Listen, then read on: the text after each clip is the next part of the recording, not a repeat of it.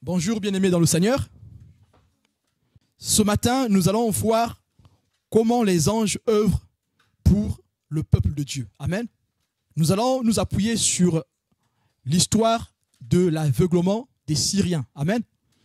Bien-aimé, il se peut que ta vie soit envahie par des Syriens. Mais aujourd'hui, si tu invoques le nom du Dieu Tout-Puissant, si tu invoques le nom de Jésus-Christ, alors les Syriens qui envahissent ta vie seront frappés d'aveuglement. Amen. Comment Dieu peut frapper d'aveuglement les Syriens qui envahissent nos vies? Bien-aimé, il y a des Syriens qui envahissent ta vie. Ces Syriens peuvent être des situations qui arrivent dans ta vie. Ces Syriens peuvent être des épreuves dans lesquelles tu passes. Ces Syriens qui envahissent ta vie peuvent être des difficultés dans lesquelles tu passes. Ces Syriens qui envahissent ta vie peuvent être l'opposition que tu as dans ta maison en ce qui concerne ta foi. Ces Syriens peuvent être les problèmes qui arrivent dans la vie de tes enfants, que tu n'arrives plus à contrôler. Ces Syriens peuvent être les problèmes qui arrivent dans ton foyer, dans ton couple, que tu n'arrives plus à maîtriser. Ces Syriens peuvent être la maladie qui t'envahit, que tu n'arrives pas à supporter. Ces Syriens peuvent être les choses qui t'arrivent dans ta vie professionnelle. Ces Syriens peuvent être les difficultés que tu as à trouver un mari, à trouver une femme, à trouver du travail, à retrouver ta situation maritale. Ce sont tous des Syriens. Ces Syriens peuvent être les collègues qui te mènent la vie dure au travail. Ton patron qui te mène la vie dure au travail. Ces Syriens peuvent être l'entente qu'il n'y a pas dans ta maison avec tes parents. Ces Syriens peuvent être le problème que tu as avec tes enfants, ils n'arrivent pas à t'obéir. C'est des Syriens. Ces Syriens peuvent être les membres de ta famille. Quand je dis les membres, je parle des esprits qui les animent à te mener la guerre. Mais comment t'en sortir? Ce matin, le Seigneur nous dit encore, si tu veux t'en sortir, si tu veux te débarrasser des Syriens, invoque le nom de l'Éternel. Amen.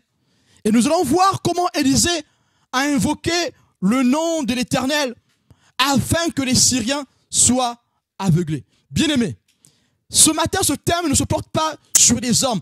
Ici, quand je dis les Syriens qui sont dans ta vie, je ne parle pas d'un homme. Même si c'est ton enfant qui te résiste, ce n'est pas de lui que nous parlons ce matin. Ce matin, nous parlons de l'esprit qu'il y a derrière ton enfant.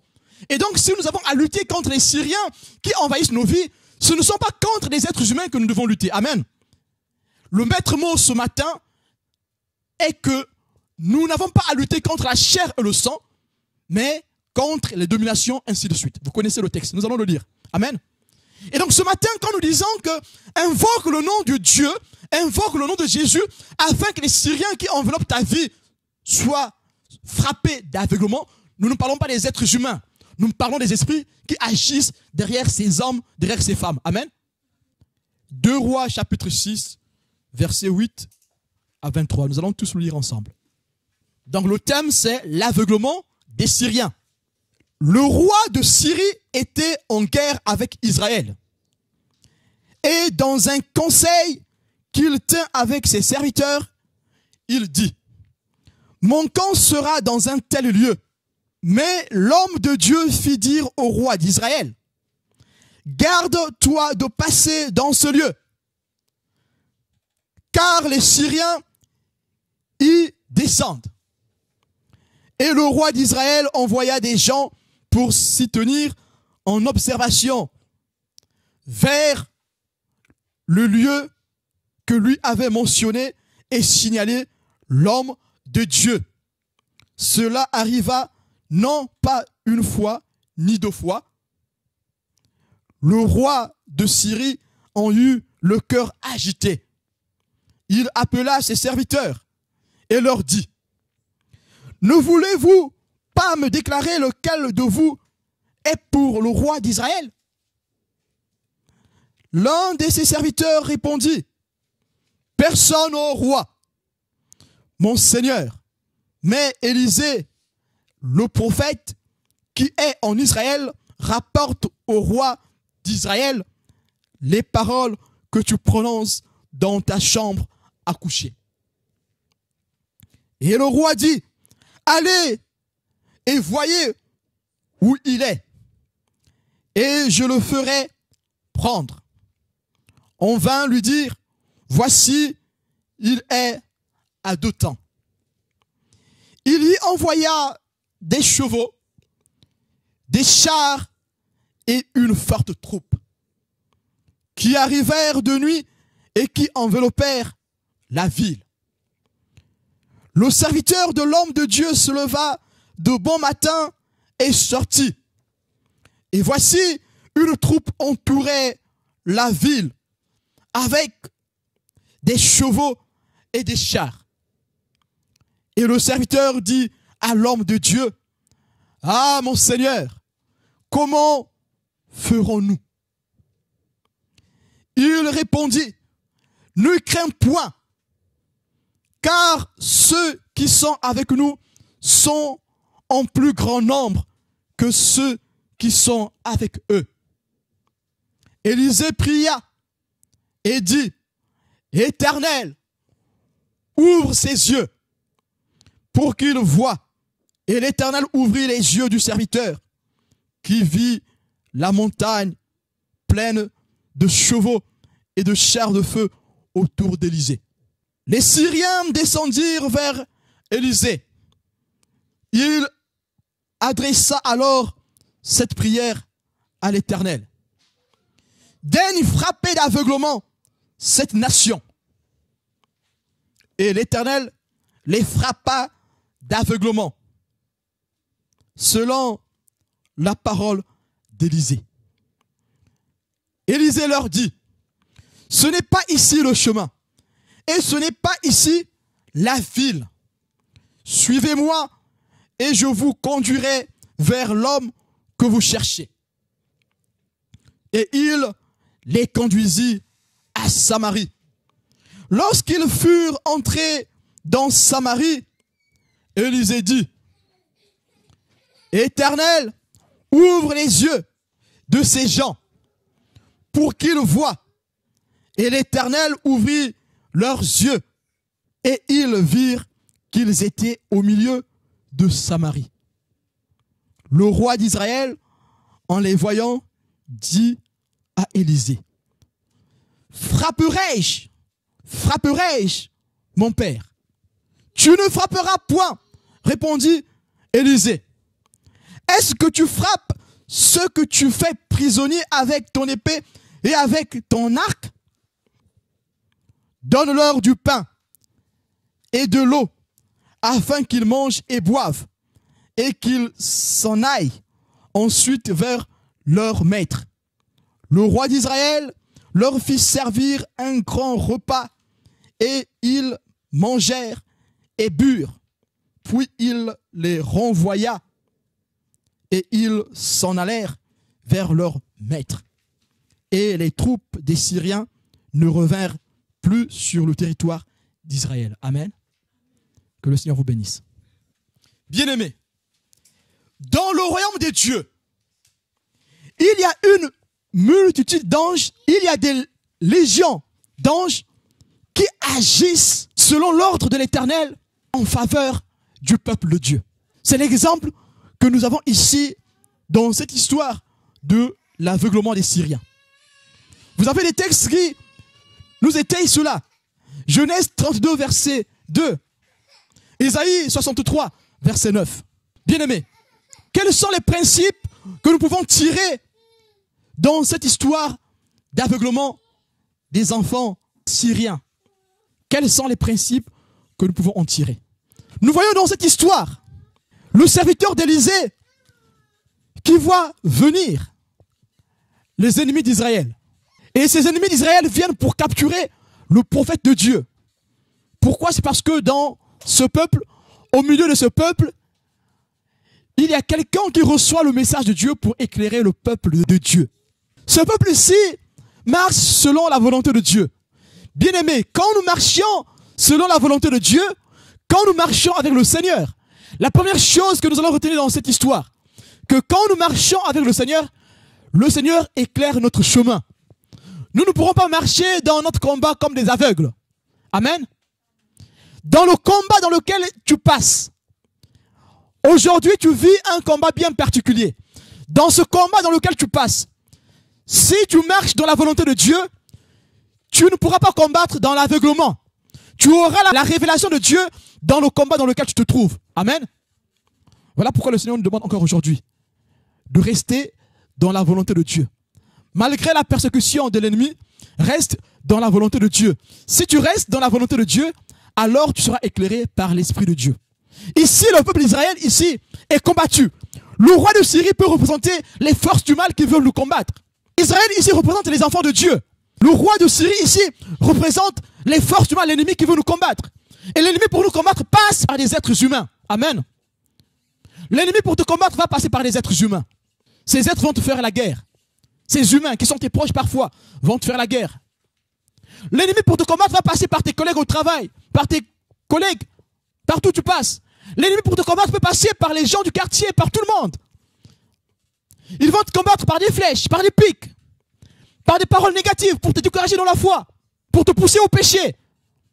Bien-aimé, il faut que tu décèles en cela la voix de l'ennemi. Sachons déceler la voix de l'ennemi. La voix qui te décourage de faire les choses de Dieu. La voix qui t'emmène à t'éloigner des choses de Dieu. C'est la voix des Syriens qui veulent environner ta vie. Mais puisque Satan utilise les êtres humains pour détruire les êtres humains, et alors, dans ces voix qui viennent des hommes, il ne faut pas que tu vois les hommes. Il faut que tu vois derrière ces voix la force du mal. Les conseils peuvent venir des hommes, des femmes que tu considères comme étant dignes de Dieu. Mais parfois, ces choses qu'ils te disent viennent de l'ennemi. C'est un combat. Ces choses peuvent venir des gens du monde qui vont te montrer une forme de pitié, une forme de compassion. Mais sauf que ces conseils t'emmènent droit dans le mur. Ici, le peuple d'Israël, marchant dans la volonté de Dieu, pouvait écouter le conseil de Dieu au travers de son oint. Amen. Aujourd'hui, le Saint-Esprit est descendu massivement. Amen.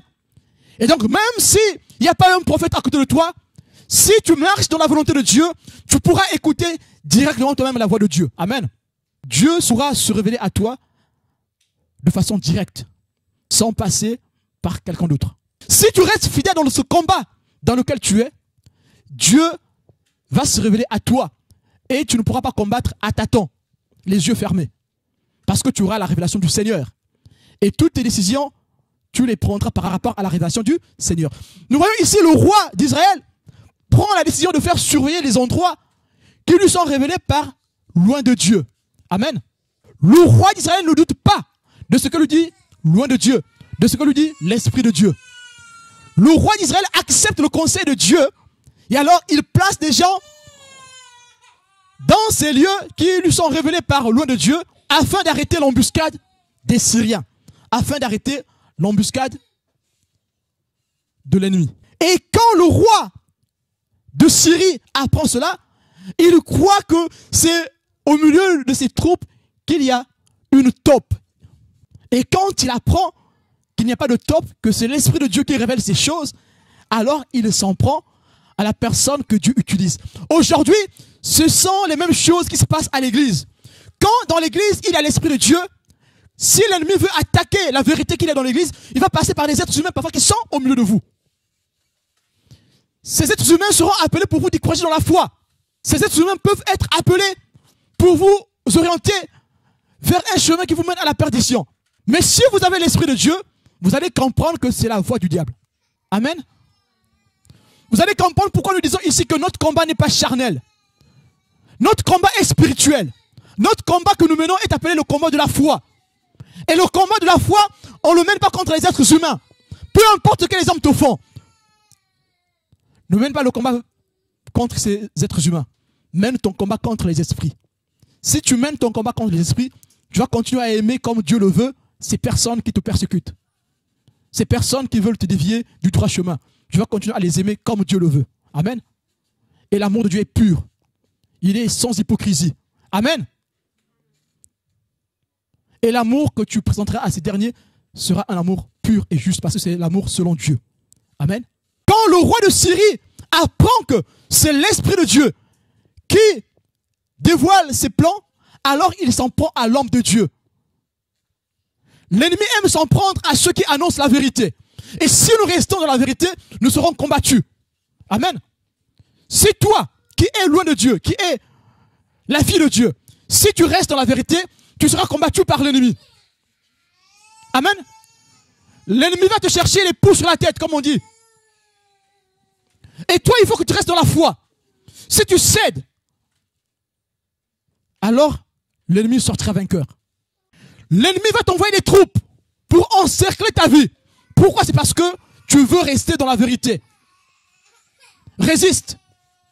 Amen.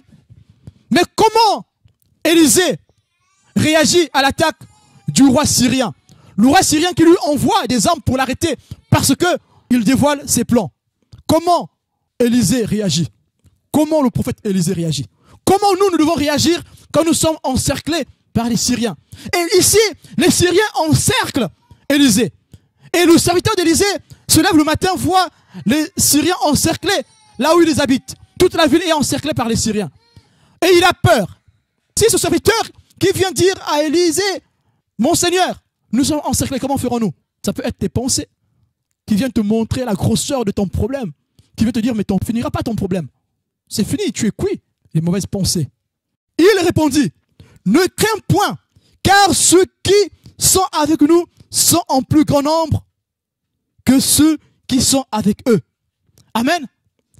Bien-aimé, quand tu es encerclé par les Syriens, tu dois confesser des paroles, des promesses de Dieu, afin que la pensée de peur ne puisse pas te décourager dans le combat, dans cette lutte.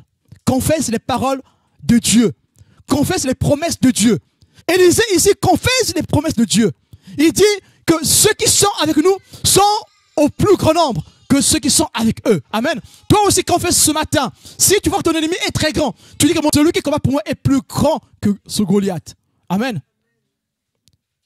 N'écoute pas le conseil de ton serviteur. N'écoute pas le conseil de tes pensées. Écoute les conseils de la foi. Écoute les promesses de Dieu. Toutefois que les mauvaises pensées t'atteindront pour te décourager, pour que tu t'éloignes de Dieu, rappelle-toi les promesses du Seigneur. N'écoute pas les paroles de peur de ton serviteur. Et comment Élisée agit? Élisée ne s'est pas arrêté à dire à son serviteur que ceux qui sont avec nous sont plus nombreux que ceux qui sont dans l'autre camp. Mais qu'est-ce qu'il a fait ensuite? Après avoir déclaré les promesses de Dieu, la parole de Dieu, Élisée pria et dit, Éternel, ouvre ses yeux pour qu'il voie. Et l'Éternel ouvrit les yeux du serviteur qui vit la montagne pleine de chevaux et de chars de feu autour d'Élisée. Amen. Élisée a prié pour son serviteur. Toi aussi, si les pensées impures viennent t'envahir, les pensées de peur, de crainte, de désolation viennent t'envahir, prie pour que les yeux de ton cœur s'ouvrent. N'écoute pas les paroles de ton serviteur. Amen. Si tu pries, et alors Dieu ouvrira tes yeux et tu verras que ton ennemi n'est rien du tout. Amen. Le combat que nous menons est un combat de foi. Nous ne combattons pas contre les êtres humains qui nous font du mal. Nous ne luttons pas contre le sang et la chair. Le premier principe que nous avons dans cette histoire de l'aveuglement des Syriens, c'est que non seulement que Dieu agit pour nous, Dieu agit en faveur de son peuple, mais il peut aussi envoyer des armées célestes, des légions d'anges pour combattre pour nous. Amen. Retiens ce principe. Retiens que Dieu agit pour nous. Comme il le dit dans Romains 8, verset 31. Si Dieu est pour nous, qui sera contre nous? Dire que Dieu est pour nous, ça veut dire que Dieu combat pour nous. Dieu agit pour nous. Non seulement que Dieu agit pour nous, mais il peut aussi envoyer son armée pour combattre pour nous. Et alors, dans le combat dans lequel tu passes, tu peux prier pour que tes yeux s'ouvrent, afin que tu vois la gloire de Dieu, afin que tu vois des myriades d'anges qui t'entourent dans le combat dans lequel tu passes. Si tu trembles aujourd'hui devant les Syriens, c'est parce que tu as laissé le conseil de ton serviteur pénétrer ton âme. Aujourd'hui, prie pour que ton conseiller ait les yeux ouverts. Prie prie pour que tu aies les yeux ouverts, pour que le Seigneur t'ouvre encore plus les yeux, afin que tu vois les réalités spirituelles. Car non seulement que Dieu agit pour nous, qui sommes ses enfants, mais il peut aussi envoyer des myriades d'anges, des légions d'anges pour combattre pour nous. Amen. Ces anges, Dieu les envoie pour ceux qui marchent dans sa volonté, afin de défendre leur cause. Vous pourrez aussi lire Psaume 34, verset 7. Deuxième principe, tous ceux qui croient en Jésus-Christ doivent prier. Ils doivent crier pour que leurs yeux s'ouvrent. Peu importe ton rang spirituel, peu importe ce que tu es en Christ, nous sommes tous appelés à prier de façon continue pour que Dieu nous ouvre les yeux encore plus et encore plus. Prie pour que Dieu t'ouvre les yeux, pour que tu vois comment Dieu délivre. Prie pour que Dieu t'ouvre les yeux, pour que tu vois comment sont les réalités spirituelles. Prie pour que Dieu t'ouvre les yeux, pour que tu sors de ton aveuglement. Amen. Parce que les pensées de ton cœur peuvent t'emmener de temps à autre dans l'aveuglement. À cause du conseil qui vient de l'ennemi, à cause des pensées négatives, à cause des pensées de peur. Oui, ces pensées peuvent te conduire de temps à autre dans l'aveuglement. Voilà pourquoi le chrétien, celui qui croit en Christ, doit tous les jours, à chaque instant, prier pour que Dieu lui ouvre les yeux afin qu'il sorte de l'aveuglement. Ici, nous voyons qu'Élisée a prié pour son serviteur afin qu'il sorte de l'aveuglement. Bien-aimés, les pensées d'angoisse, la désolation, la peur peut nous faire tomber dans l'aveuglement. Et nous ne pouvons plus voir comment Dieu agit. Quelle est l'œuvre de Dieu dans notre vie? On commence à douter, on commence à lâcher prise, on se dit, mais il n'y a plus rien à faire. Alors peut-être qu'il faut que je reparte dans le monde, faire comme tout le monde. Non, bien aimé, ici nous voyons que Élisée a prié pour que le conseil, son conseiller, soit éclairé par la lumière du Christ. Élisée a prié pour que les yeux de son serviteur s'ouvrent, pour qu'il sorte de l'aveuglement. Bien aimé, si tu pries pour que les yeux de ton cœur s'ouvrent, si tu pries pour que tu sortes de l'aveuglement, et alors c'est le camp adverse qui va tomber dans l'aveuglement. Amen. Prie tous les jours pour que Dieu te sorte de l'aveuglement spirituel. C'est le deuxième principe que nous pouvons tirer de cette histoire. Les vrais enfants de Dieu doivent prier tous les jours pour que Dieu leur sorte tous les jours de l'aveuglement spirituel, afin qu'ils voient de plus en plus la lumière, les réalités spirituelles. Même si tu dis que tu as déjà la foi, mais continue à prier pour que ton aveuglement se dissipe encore plus. Amen. Si tu pries tous les jours pour que Dieu te délivre de l'aveuglement spirituel et ouvre les yeux de ton cœur, alors tu pourras voir plus clairement la réalité spirituelle du royaume de Dieu. La réalité spirituelle du royaume de Dieu, c'est que ceux qui sont en Christ, Dieu agit pour eux. Non seulement que Dieu agit pour eux, mais Dieu envoie aussi son armée pour combattre pour eux. Ça, c'est une réalité spirituelle. Si Dieu t'ouvre les yeux spirituels, si Dieu te sort de l'aveuglement spirituel, si Dieu t'ouvre les yeux de ton cœur, alors les Syriens qui entourent ta vie, tu ne vas pas les considérer comme étant tes ennemis. Tu dois au contraire les aimer. C'est là que la force de Dieu sera en toi. Tu n'auras aucune haine contre ces personnes qui sont utilisées par le roi des Syriens. Les personnes ici qui sont allées voir le prophète Élisée, ce sont des éléments du roi syrien. Les personnes qui envahissent ta vie, qui veulent détruire ta foi, qui veulent détruire ta vie, ce sont des gens qui sont envoyés par le roi de Syrie, qui est l'ennemi. Il faut que tu combattes contre l'ennemi, pas contre ces personnes. Lisons Hébreux 1, verset 14. Ne sont-ils pas tous des esprits au service de Dieu, envoyés pour exercer un ministère en faveur de ceux qui doivent hériter le salut? Amen. Si tu pries pour que Dieu ouvre tes yeux, pour que tu vois les réalités spirituelles du royaume de Dieu et les réalités des armées célestes, alors tu pourras comprendre que Dieu a mis au service de l'Église des anges qui, dans leur ministère, agissent en faveur des hommes qui doivent hériter du salut. Amen.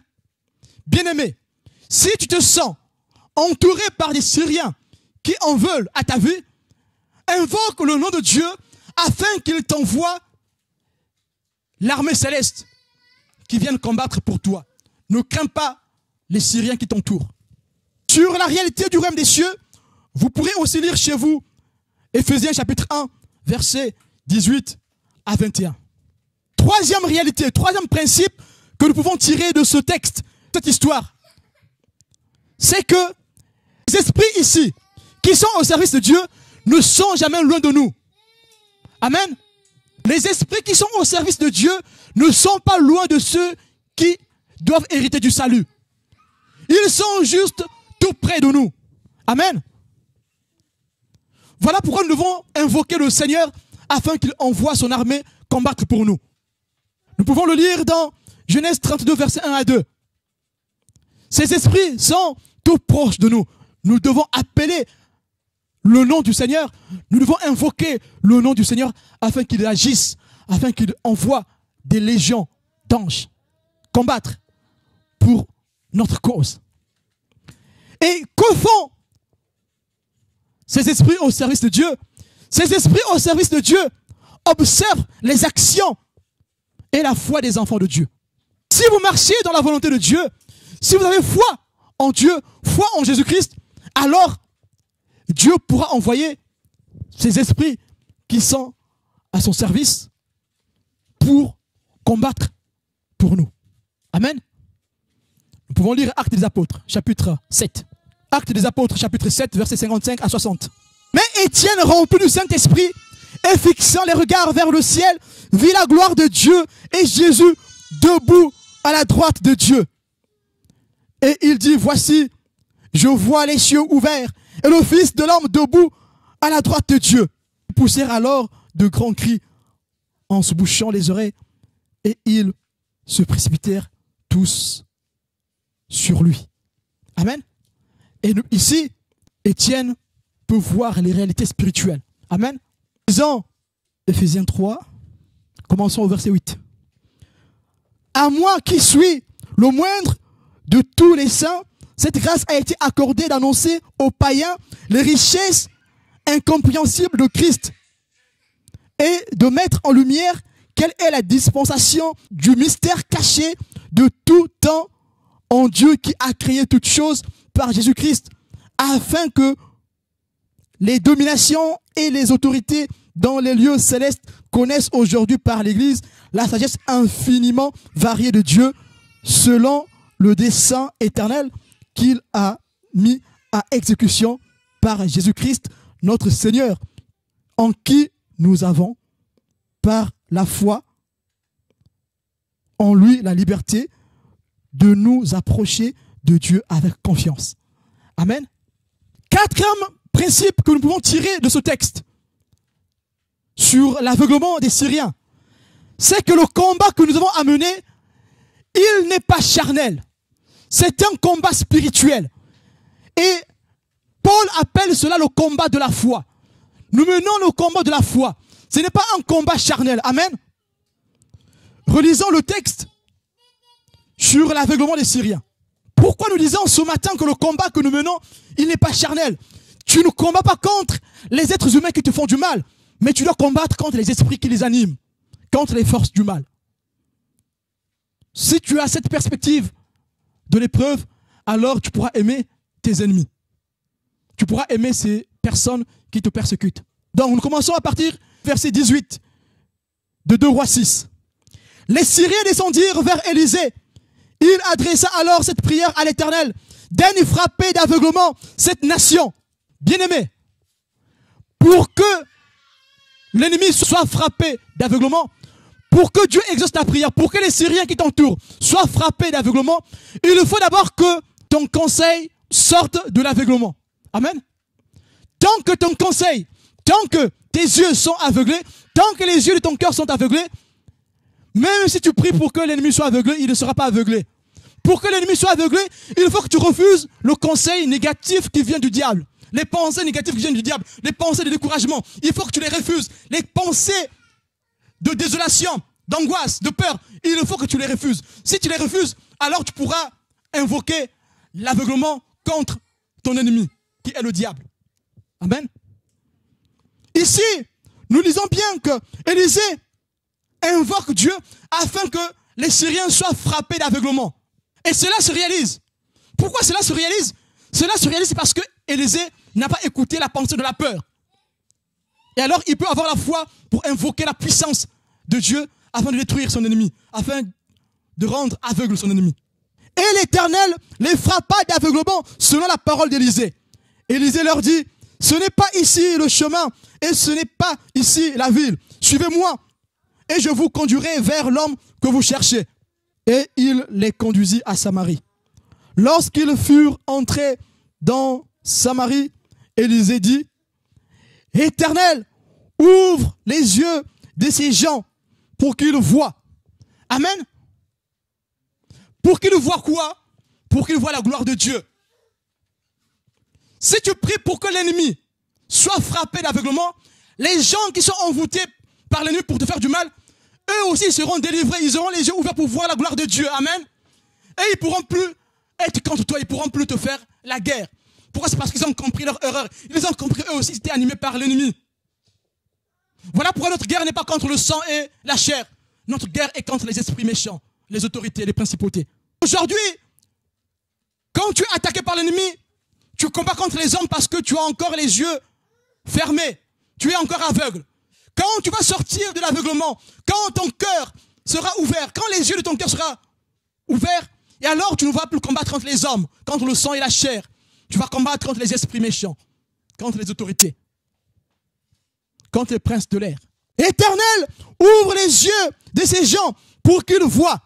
Et l'Éternel ouvrit leurs yeux et ils virent qu'ils étaient au milieu de Samarie. Amen. Les yeux de ces Syriens se sont ouverts.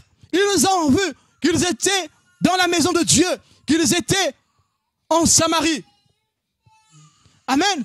Le roi d'Israël, en les voyant, dit à Élisée, frapperai-je mon père? Comment tu réagis? Ce combat n'est pas contre le sang et la chair. Si tu mènes le combat contre le sang et la chair, tu vas frapper les personnes qui te font du mal. Comme ici, le roi voulait frapper ces personnes. Mais gloire à Dieu, le roi a demandé conseil à l'homme de Dieu avant de faire quoi que ce soit. Nous aussi, demandons conseil au Seigneur. Il va nous éclairer. Il te dira, ne frappe pas le Syrien. Ne frappe pas les personnes qui sont animées par le message du roi syrien. Ne les frappe pas. Eux, c'est des simples émissaires. Toi aussi, ne frappe pas physiquement ces personnes qui te font du mal. Ne les frappe pas ni par tes paroles, ni par des actes, ni par des actions. Non, ne sois pas contre eux. Ne les fais pas du mal parce qu'eux aussi, ils sont animés par le message de l'ennemi. Comme ces Syriens ici ont été animés par le message du roi syrien. Et l'Esprit de Dieu, dans le prophète Élisée, répond au roi d'Israël. Et il dit, tu ne frapperas point, répondit Élisée. Est-ce que tu frappes ceux que tu as fait prisonniers avec ton épée et avec ton arc? Donne-leur du pain et de l'eau, afin qu'ils mangent et boivent, et qu'ils s'en aillent ensuite vers leur maître. Amen. Tu ne frapperas point. Toi aussi demande conseil à Dieu. Ne frappe pas ton ennemi. Ne frappe pas les hommes qui te font du mal. Mais prie pour que Dieu réduise à néant la machination du diable. Eux aussi, ils sont aveuglés. Eux aussi, ils sont emprisonnés par l'ennemi. Mais comment veux-tu te battre contre ces personnes? Bats-toi contre les esprits méchants. Amen. Mène le vrai combat. Élisée dit au roi de ne pas frapper les Syriens. Amen. L'ennemi qui te combat par des personnes, ces personnes ne sont que des vecteurs que Satan utilise pour te combattre. Ne médite pas le mal contre ces personnes, non. Combat contre les esprits qui sont dans ces personnes. Et si tu combats le vrai combat de foi contre les personnes qui te combattent, alors ces personnes aussi seront libérées comme toi tu es libéré. Et tu sortiras vainqueur de ce combat. Amen. Que symbolise donner à manger ici? Le prophète dit au roi de donner à manger aux serviteurs. Donner à manger, c'est présenter l'amour. Amen. Tu dois aimer tes ennemis. Tu dois aimer ceux qui te persécutent. Tu dois les aimer. En les aimant, tu es en train de travailler pour leur délivrance aussi. Mais pour aimer celui qui te persécute, il faut nécessairement l'amour de Dieu. Naturellement, en tant qu'être humain, par notre essence, on n'a pas la force d'aimer ceux qui nous font du mal. Mais si tu marches dans la volonté de Dieu, si tu restes dans le vrai combat, le combat de la foi, la grâce de Dieu va t'emmener à aimer ceux qui te persécutent. Et alors, au lieu de les frapper physiquement, tu vas commencer à prier pour leur délivrance.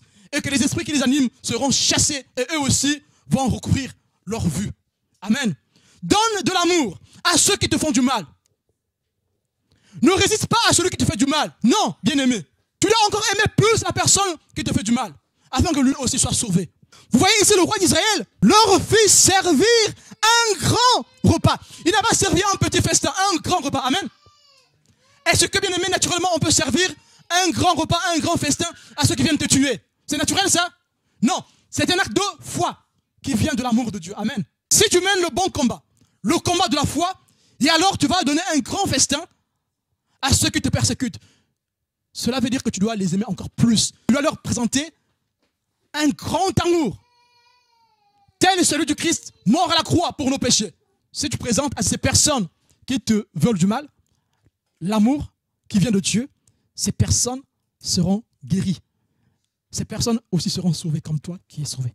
Présente l'amour, un amour pur, un amour sans hypocrisie.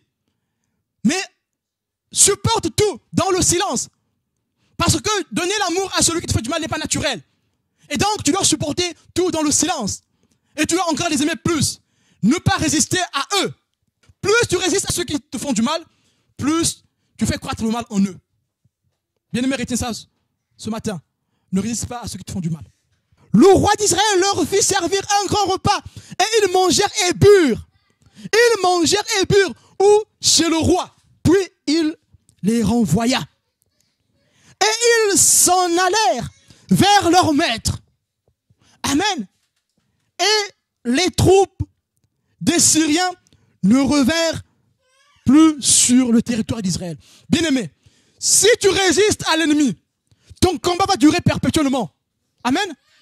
Si tu résistes aux personnes qui te font du mal, ce combat va durer perpétuellement. Mais si tu leur présentes l'amour, ces personnes seront guéries et ils ne vont plus te faire du mal. Amen. Nous n'avons pas à lutter contre la chair et le sang. Éphésiens 6, verset 12. Car nous n'avons pas à lutter contre la chair et le sang, mais contre les dominations, contre les autorités, contre les princes de ce monde, de ténèbres, contre les esprits méchants dans les lieux célestes.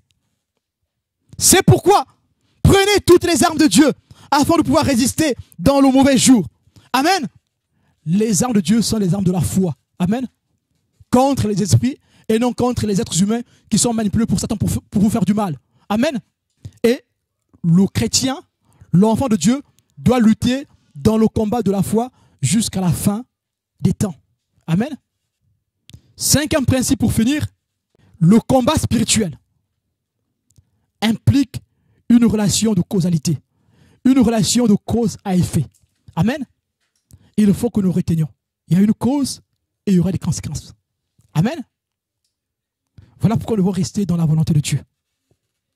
Et nous savons tous que le dénouement dans le combat spirituel ne peut venir que par la foi et la prière, en comptant sur la grâce de Dieu. Amen. Vous pourrez lire chez vous Éphésiens 6, versets 18 à 19, Matthieu, chapitre 9, verset 38. Bien-aimé. Et tu peux faire ces choses, c'est parce que tu sais que le Christ, notre Seigneur, a vaincu Satan au mont Golgotha. Colossiens 2, verset 15. Il a dépouillé les dominations et les autorités et les a livrées publiquement en spectacle en triomphant d'elles par la croix.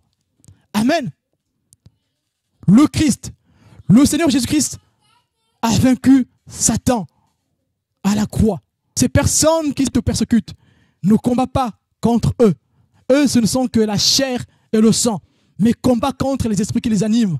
Si tu comprends ça, tu vas les aimer. Et tu sortiras vainqueur. Il te faut juste avoir l'amour de Dieu.